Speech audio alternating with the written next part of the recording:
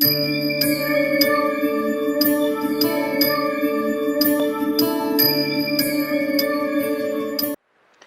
12 ராசிகளுக்கும் ராகு கேது பயிற்சி என்ன மாதிரி யோக பலனை கொடுக்கணும்னு பார்க்குறதுக்கு முன்னாடி இந்த ராகு கேதுனா என்ன அப்படின்னு பார்க்கும்போது இது நிழல் கிரகம், சாயா கிரகம் அப்படின்னு சொல்லுவாங்க. இந்த நிழல் கிரகம்னா என்ன அப்படின்னா மற்ற கிரகங்கள், அதாவது சூரியன், சந்திரன், செவ்வாய், புதன், குரு, சுக்கிரன், சனி, இவங்கெல்லாம் வலசுழியாக ஆன்டி கிளாக் வைஸாக ஒவ்வொரு ராசியும் நகர்வாங்க. ஆனால் இந்த ராகு கேதுக்கள் மட்டும் இடசுழியாக ஆன்டி கிளாக் வைஸில் நகரக்கூடிய ஒரு அமைப்பு அதிகமாக இருக்குது. காரணம் என்னன்னு கேட்டிங்கன்னா, இந்த சாயா கிரகங்கள் சொல்லக்கூடிய இந்த ராகு கேது ஒரு வாழ்க்கையில் செய்யக்கூடிய அல்லது முன் ஜென்மத்தில் செய்யக்கூடிய நன்மைகள் தீமைகளை பொறுத்து ஜாதகத்தில் அமைகின்றன. அதே போல் கோச்சாரத்திலும் இந்த ராகு கேதுக்களுடைய பெயர்ச்சி மிகப்பெரிய ஒரு மாற்றத்தையும் ஒரு பெரிய ஒரு எதிர்காலத்தையும் இல்லை பெரிய அழிவையும் நோக்கி நகரக்கூடிய ஒரு பயிற்சியாக கண்டிப்பாக இருக்குது.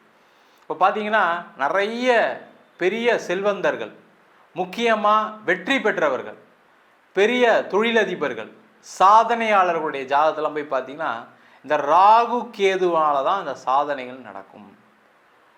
அதே போல் இந்த ராகு கேதுக்களுடைய தசாபுத்தி காலகட்டத்தில் தான் பார்த்தீங்கன்னா ஒரு மனிதன் மிகப்பெரிய உச்சத்துக்கு வரான். அது பார்த்தீங்கன்னா நிறைய நஷ்டங்கள் பட்டு பெரிய ஆளாகிறதுக்கான வாய்ப்புகளும் உண்டு. இல்லை எந்த கஷ்டமே படாமல் ஒரு உச்சத்தை அடையக்கூடிய ஒரு வாய்ப்பையும் இந்த ராகு கேதுக்களே கொடுக்கின்றன. அதனால் 12 ராசிகளுக்கும் இந்த ராகு கேது என்ன மாதிரி யோக பலனை கொடுக்குது அப்படின்றதான் பார்க்கலாம். மகர ராசி அன்பர்களுக்கு ராகு கேது பயிற்சி பலன்களை பற்றி இந்த வீடியோ டீட்டெயிலாக பார்க்கலாம். மகர ராசியில் வரக்கூடிய நட்சத்திரங்கள் உத்திராட நட்சத்திரம், திருவோண நட்சத்திரம், அவிட்ட நட்சத்திர அன்பர்கள். இந்த மகர ராசி அன்பர்களுக்கு வருகின்ற மே மாதம் 18ஆம் தேதி திருக்கணித பஞ்சாங்கப்படி உங்கள் ராசிக்கு 2ஆம் இடத்தில் ராகுவும் 8ஆம் இடத்தில் கேதுவும் பயணிக்க போகிறாங்க. இதில் பார்த்தீங்கன்னா நிறைய பாசிட்டிவ்ஸ் இருக்குது, நெகட்டிவ்ஸ் இருக்குது. ரொம்ப ஓப்பனாக பேசுவோம். நம்ம பார்த்தீங்கன்னா மகர ராசி அப்படின்னு சொல்லாவே உழைப்பால் முன்னேறக்கூடியவர்கள், அதில் எந்த டவுட்டுமே கிடையாது. நீங்கள் உழைச்சிங்கன்னா தான் உங்களுக்கு பைசா, உழைச்சிங்கன்னா தான் உங்களுக்கு சம்பளம், உழைச்சிங்கன்னா தான் உங்களுக்கு வாழ்க்கை, உழைச்சிங்கன்னா தான் உங்களுக்கு அங்கீகாரமும் கூட. அதுதான் சார் நடந்துகிட்ருக்கு, அதுக்கு நான் ரெடியாக இருக்கேன். ஆனால் உழைச்சி கடைசியில் எல்லாம் வீணாக போச்சு சார், நஷ்டமாகி போச்சு, கடன் ஆகி போச்சு, எல்லாத்தையும் இழந்துட்டேன், சொத்தை இழந்துட்டேன், காரை இழந்துட்டேன், என் மனைவியை பிரிஞ்சு வாழ்ந்துட்டுருக்கேன், கணவனை பிரிஞ்சு வாழ்ந்துட்டுருக்கேன், குடும்பத்தில் எல்லாருக்கிட்டையும் சண்டை, என்ன பண்ணுறது தெரியாமல் முழிச்சிட்ருக்கேன் சார். இந்த 7.5 சனியில் என்னால் நிறைய பாதிப்பு வந்துருச்சு. எனக்கு ஒன்றுமே இல்லாதவங்களாம் என்ன அவதூறாக பேசுகிறாங்க, தப்பாக பேசுகிறாங்க. நான் திருப்பி வந்துடுவேனா சார், சாதிச்சிருவேனா சார் அப்படின்னு கேட்கக்கூடிய ஒரு நிலையில் தான் இருக்கீங்க. தினம் தினம் உங்களை நீங்களே கேட்டுப்பீங்க, நம்ம ஜெயிச்சிருவோமா, ஏதாவது நடந்துருமா, நம்மளால் ஜெயிக்க முடியுமா அப்படின்ற ஒரு கேள்வி உங்களுக்குள்ளேயே வந்துக்கிட்டே இருக்கும்.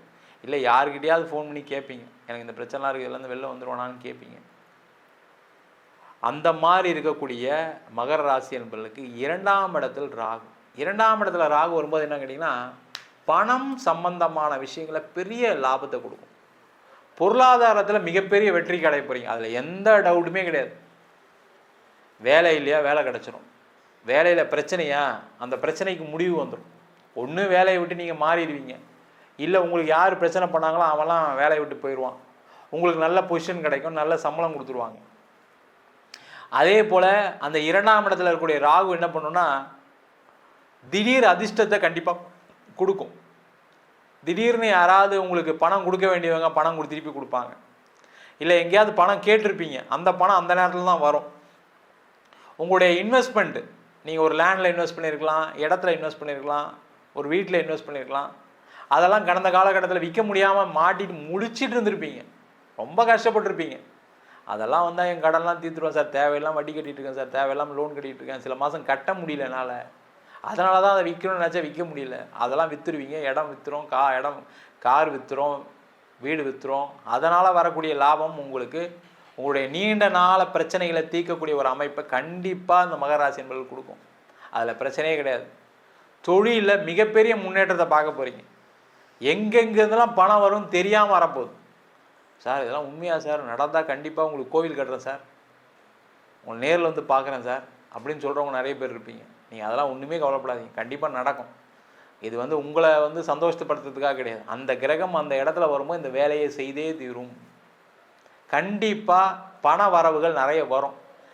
என்ன பிரச்சனை ஆகும் அப்படின்னா, இதெல்லாம் வரும்போது நீங்கள் தேவையில்லாமல் ரொம்ப யோசித்து, நம்ம ஏற்கனவே 5 வருஷம் நஷ்டப்பட்டுட்டோம், எப்படியாவது சம்பாதிச்சிடணும், 4 பேர்கிட்ட பேர் வாங்கிடணும், திருப்பி இடத்த வாங்கிடணும், வீடை வாங்கிடணும் அப்படின்னு ஆசைப்படும் போது தான் இந்த ராகு பகவான் பிரச்சனையை கொடுப்பாரு. திருப்பி எங்கேயா போய் லாக் ஆகிடுவீங்க. உங்களுடைய சிந்தனை ஃபுல்லாக என்னவாக இருக்கணும் அப்படின்னா, வர்ற பணத்தை நான் கடனை தீர்க்க போகிறேன், தொழிலில் முன்னேற்றத்தை ஏற்படுத்த போகிறேன், என் பிரச்சனைகளை குறைக்க போகிறேன்னு இருக்கணும். அதை விட்டுட்டு நான் அதை செய்ய போகிறேன், புதுசாக பிஸ்னஸ் ஆரம்பிக்க போகிறேன், புதுசாக இடம் வாங்க போகிறேன், புதுசாக ஒருத்தர்கிட்ட பணம் போட போகிறேன், இன்வெஸ்ட் பண்ண போகிறேன்னு போனீங்கன்னா மாட்டிப்பீங்க. அங்கே தான் மகர ராசி என்பவர்களுக்கு பிரச்சனையே ஆரம்பிச்சுது. நீங்கள் கடந்த காலகட்டத்தில் போய் யோசிச்சு பார்த்தீங்கன்னா அதான் தெரியும். தேவையில்லாத வேலையெல்லாம் செஞ்சுட்டு தான் இப்போ மாட்டிகிட்டு இருக்கீங்க. அந்த மாதிரி செய்யாதீங்க. அதை செஞ்சீங்கன்னா கடவுளே வந்தாலும் உங்களை காப்பாற்ற முடியாது. ஜோசியர் நாங்களாம் என்ன பண்ண முடியும்? அதை மட்டும் கவனமாக இருங்க. குடும்பத்தில் ஒரு சண்டை சச்சரவு வரும், அதில் கேர்ஃபுல்லாக இருங்க. உங்கள் அம்மா அப்பா கூட பிறந்தவங்க உங்களை ஏதாவது சொல்ல தான் செய்வாங்க. அவங்கக்கிட்ட ஒரு பிரச்சனை வரும். ஆனால் அந்த பிரச்சனை எப்படி இருக்கும் அப்படின்னா, உங்களுக்கு ஒரு நிம்மதியை கொடுக்கக்கூடிய பிரச்சனையாக இருக்கும். அப்பாடா, இவங்க நம்மளை திட்டாங்க, இனிமேல் நல்லது நடந்துடும், இவங்க நம்மளை விட்டுட்டு போயிட்டாங்க, நம்மளுக்கு நல்லது நடக்கும்ன்ற மாதிரி தான் இருக்கும். அதே போல் தேவையில்லாமல் பேசாதீங்க. இந்த ராகு 2ஆம் இடத்துல வரும்போது என்னென்னா, நான் அப்படி செஞ்சிருவேன், இப்படி பண்ணிடுவேன், நான்லாம் அந்த காலத்தில் யார் தெரியுமா, இப்படி தெரியுமான்ற பேச்செல்லாம் வரும்.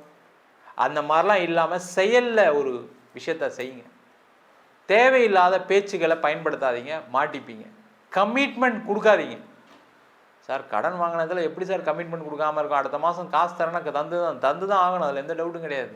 ஆனால் நான் மொத்தமாக கொடுத்துட்றேன், நான் ஒரே பேமெண்ட்டில் செட்டில் பண்ணுறேன் பாரு, நீ என்ன பேசிட்டில்ல, நான் ஒரே பேமெண்ட்டில் செட்டில் பண்ணுறேன் பாருலாம், அதெல்லாம் அந்த வீர வசனம்லாம் வேணாம். அதெல்லாம் விட்டு யதார்த்தமாக இருங்க. அடுத்த மாதம் கொஞ்சம் கொடுக்குறேங்க, கொஞ்சம் அட்ஜஸ்ட் பண்ணிக்கிங்க, பணம் வந்துட்டுருக்கு இப்போ தான் அப்படின்னு சொல்லுங்கள். தன்மையாக சொல்லுங்கள், அது கண்டிப்பாக நடக்கும். அதே போல் திருமணம் ஆகாதவர்களுக்கு திருமண வாய்ப்பை கொடுப்பார். அந்த 2ல் இருக்கக்கூடிய ராகு என்ன பண்ணுன்னா, என்ன தோஷமாக இருந்தாலும் சரி, செவ்வாய் தோஷம் இருக்குது, ராகுகிய தோஷம் இருக்குது, கால சர்ப்ப தோஷம் இருக்குது, விஷக்கன்னிகா தோஷம் இருக்குது, சில ஜாதகத்தெல்லாம் இருக்குது. அந்த மாதிரி இருக்கவங்களுக்கு கூட திருமண யோகத்தை கண்டிப்பாக கொடுத்துரும், அதில் டவுட்டே வேண்டாம். ஆனால் அந்த வரனை பார்க்கும்போது ஒரு தடவைக்கு 4 தடவை உங்கள் தகுதிக்கு தகுந்த மாதிரி இருக்கா, உங்களுடைய குடும்ப சூழ்நிலைக்கு தகுந்த மாதிரி அந்த வரன் இருக்கா, உங்களுடைய சம்பாத்தியத்துக்கு தகுந்த மாதிரி இருக்கா அப்படின்னு பார்த்துட்டு செய்யுங்க. விரலுக்கு மேலே வீக்காக இருந்தால் என்ன ஆகும்? அந்த விரலை வெட்டி எடுக்கிற மாதிரி தான் இருக்கும். அந்த மாதிரி பிரச்சனையில் போய் மாட்டிக்காதீங்க. அதே போல் 8ஆம் இடத்துல இருக்கக்கூடிய கேது நிறைய வெளிநாடு வாய்ப்புகளையும் வெளிநாட்டில் சந்தோஷமான சூழ்நிலையும் கண்டிப்பாக கொடுக்க போகிறார். வெளிநாட்டில் போய் செட்டில் ஆவீங்க.